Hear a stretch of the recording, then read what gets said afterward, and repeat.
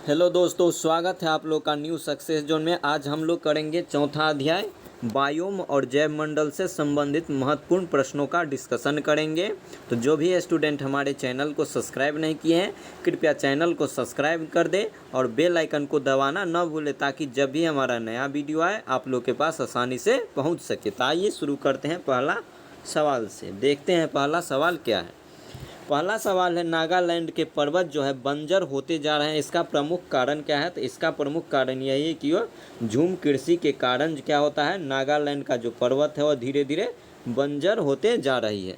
अगला सवाल है, निम्नलिखित देशों में से किस में कुल भौगोलिक क्षेत्रफल के 70% भाग पर वन बनाए रखने का संवैधानिक प्रावधान है? तो ये भूटान देश में ऐसा प्रावधान किया गया है कि उसके कुल भौगोलिक क्षेत्रफल पर 70% में वन लगाने जाने का प्रावधान किया गया है।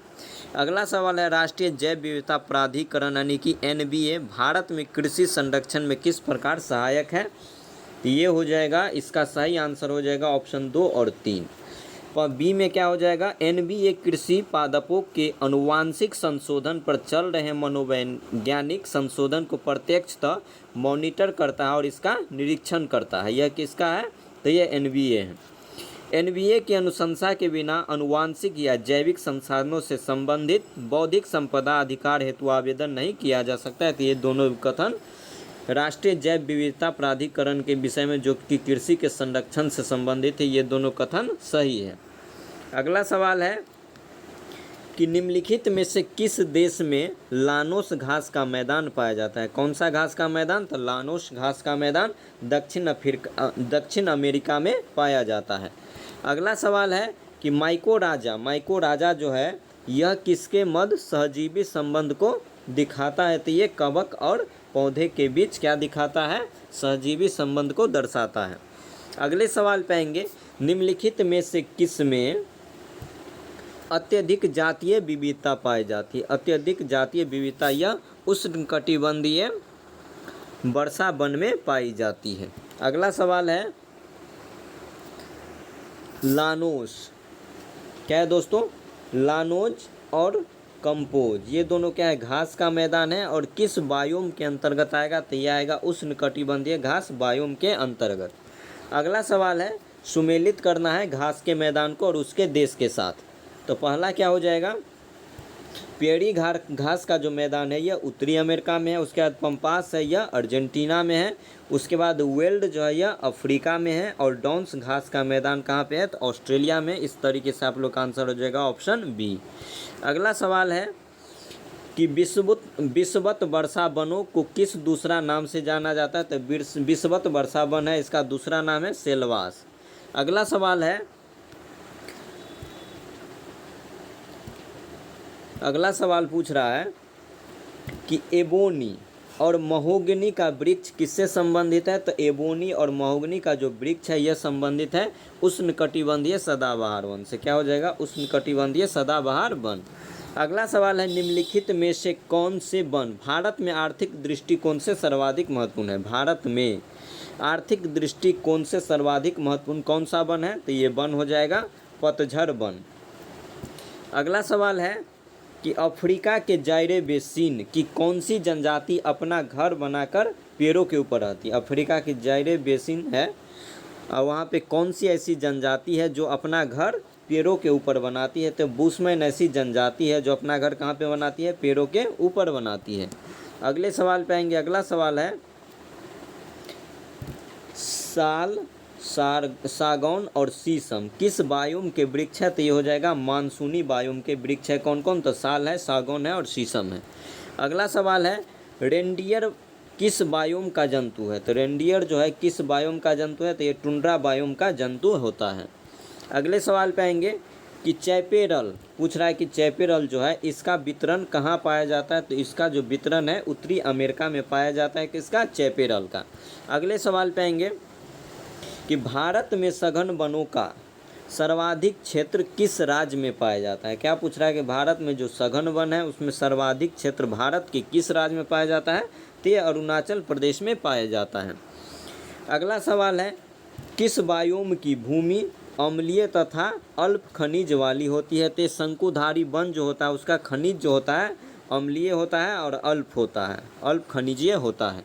अगले सवाल पे आएंगे, उष्णकटिबंधीय सदाबहार, उष्णकटिबंधीय पर्णपाती बायोम अथवा मानसूनी वन के विषय में कौन सा कथन क्या है, गलत है यानी कि असत्य है। तो आर्थिक दोहन से इसका दोहन संभव नहीं है, ये कथन क्या है, गलत है। इसके वनों में लंबवत स्तरीकरण के 3 स्तर पाए जाते हैं, ये कथन सही है। उसके बाद सदाबहार वनों की अपेक्षा इसकी उत्पादकता कम होती है, ये भी सही है। इसके निचले स्तर के शाकीय पौधे सदाबहार होते हैं, ये भी कथन सही है। अगला सवाल है कि निम्नलिखित में से किस बायोम को पृथ्वी का फेफड़ा कहा जाता है। पृथ्वी का फेफड़ा किस बायोम को कहा जाता है, तो उष्णकटिबंधीय सदाबहार बायोम को पृथ्वी का फेफड़ा कहा जाता है। अगला सवाल है, निम्नलिखित में से शीत मरुस्थल, शीत मरुस्थल है तो पैटागोनिया मरुस्थल जो है शीत मरुस्थल भी कहा जाता है। अगला है, पृथ्वी का वह स्तर, पृथ्वी का वह स्तर जहाँ जीवन का अस्तित्व विद्यमान होता है तो उसे जैव मंडल कहा जाता है, और जैव मंडल के अंतर्गत ही जल मंडल, स्थल मंडल और वायुमंडल को शामिल किया जाता है। अगला सवाल है, निम्नलिखित में से कौन सा ऐसा कथन है जो शीतोष्ण कटिबंधीय पर्णपाती बायोम के लिए सत्य है। क्या है, शीतोष्ण कटिबंधीय पर्णपाती बायोम के लिए सत्य है। तो इसका आंसर हो जाएगा, यहाँ पौडजाल मृदा की प्रधानता पाई जाती। क्या हो जाएगा दोस्तों, यहाँ पर पौडजाल मृदा की अधिकता यानी कि प्रधानता पाई जाती है। अगला सवाल है, कौन सा सुमेलित नहीं है, पूछ रहा है कौन सा सुमेलित नहीं है। तो पंपास घास का मैदान दक्षिण अमेरिका में है, सही है। स्टेपी यूरोप में, भी कथन सही है। चाको घास का मैदान अर्जेंटीना में भी सही है। तो गलत कौन हो जाएगा, ऑप्शन ए कटिंगा या ऑस्ट्रेलिया में नहीं है। अगले सवाल पे आएंगे।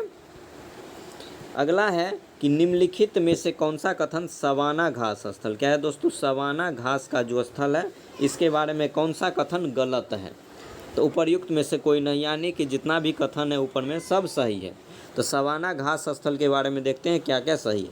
तो सवाना वायु में मृदा का विकास कैल्सीकरण के द्वारा होता है। तो यहाँ पे जो मृदा का विकास होगा कैल्सीकरण के कारण ब्राज़ील, अफ्रीका, न्यूजीलैंड में पाया जाता है। तो सवाना का जो घास है वह कहाँ पाया जाएगा, तो ब्राज़ील, अफ्रीका और न्यूजीलैंड में।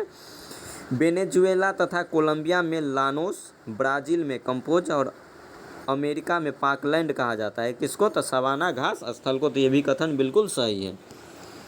अगला सवाल है, विषुवत रेखा, विषुवत रेखा से ध्रुवों की ओर जाने पर पारिस्थितिकी उत्पादकता पर क्या प्रभाव पड़ेगा। तो ये क्या हो जाएगा, पहले इसका उत्पादकता बढ़ेगा फिर बाद में घट जाएगा। अगले सवाल पे आएंगे, पर्वतों से ऊंचाई की ओर जाते समय, पर्वत से ऊंचाई की ओर जाते समय निम्न में से कौन से वृक्ष देखने को मिलते हैं। पर्वतों में हम ऊंचाई की ओर जाएंगे तो हमको ओक का वृक्ष देखने को मिलेगा। अगला सवाल है कि दावानल से क्या तात्पर्य है, दावानल से क्या तात्पर्य है। तो जंगलों में लगने वाली आग को दावानल कहा जाता है। जंगल में जो आग लगती है उसे क्या कहा जाता है पर्यावरण में, तो दावानल कहा जाता है। अगला सवाल है, वर्षा की मात्रा किस पर निर्भर करती है। तो वर्षा की जो मात्रा होती है वह वायुमंडल के नमी पर निर्भर करती है। तो आपका आंसर हो जाएगा B is a right answer.